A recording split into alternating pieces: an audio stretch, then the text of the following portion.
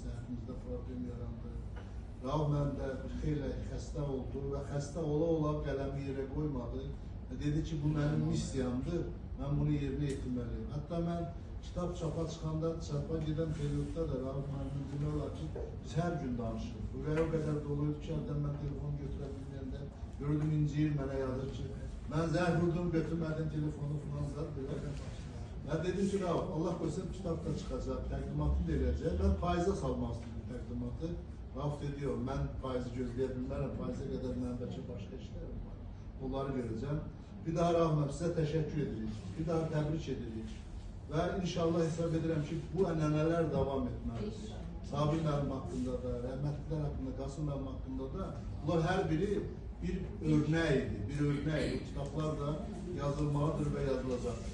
Bir daha təşəkkür edirik, 2 dəqiqə işlərinə də sənin və sözlərini de, ondan sonra yekunlaşdırırıq. Bir var, suyun. Biri var, süt, bir de var, sütün kaymağı. Bugün benim bu kitabımın təqdimatına en kaymaklı sütün kaymaklarıymış. Yani ben onları dəvət edəmişim. Ben zalı özüm seçtim ki, balaca zalı. Ben şöhrət pərəst adam olmamışam. Adından da sonra heç olmuyor.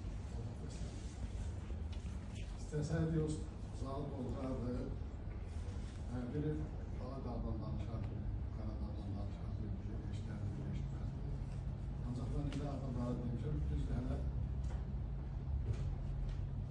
çoxları gördü ki, sallar və şeydir, 5-10 nəfər də az yani, qaynaqlardan.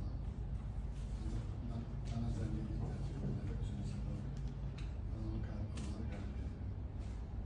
Mən çox şadam ki, mənim yazdığım, mən yazısı deyiləm, mən həmişə bu sənə danışını verim, mən ekonomistim. Zəfər Hüseyin Həsən biz də mən ekonomistim. Mən ekonomist olmuşam, mən yazılı bozulur, elə yaşadım.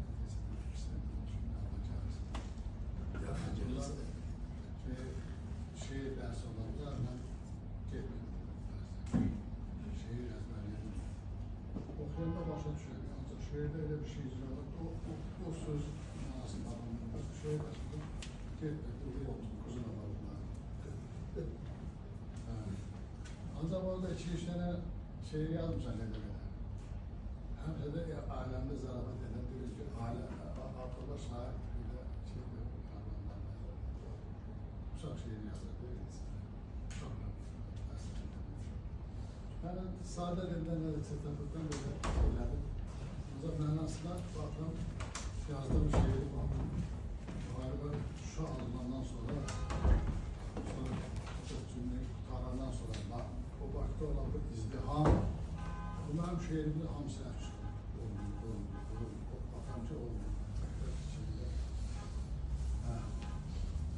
Bu susunlar sesi, pürtürülmesi, fişek sesi vesaire ve ilahi okurasında. Böyle söz özü çəkil işləkdə də şey yazdı. Mənə haqqında, çalanı qoyanda mənə yadıma düşdü. Bir də şey yazdım. Ben çok şadam. Sizi gördüm, sevdim. Həmişə necə deyil, belə yaxşı günlər olsun, yaxşı görüşlər olsun, bir-birimizi görəndən başımızı aşağı salmayaq, qaşmayaq, mehribançılıq olsun. Allah qoysa bu zamanında bizə deyir. Başından getməsə heç olması, o yüzden gedəcək. İnşallah.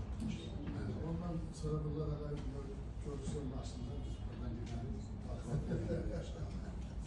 Bu demişimiz lazım. Hamıza çok sağ ol. Hamıza çok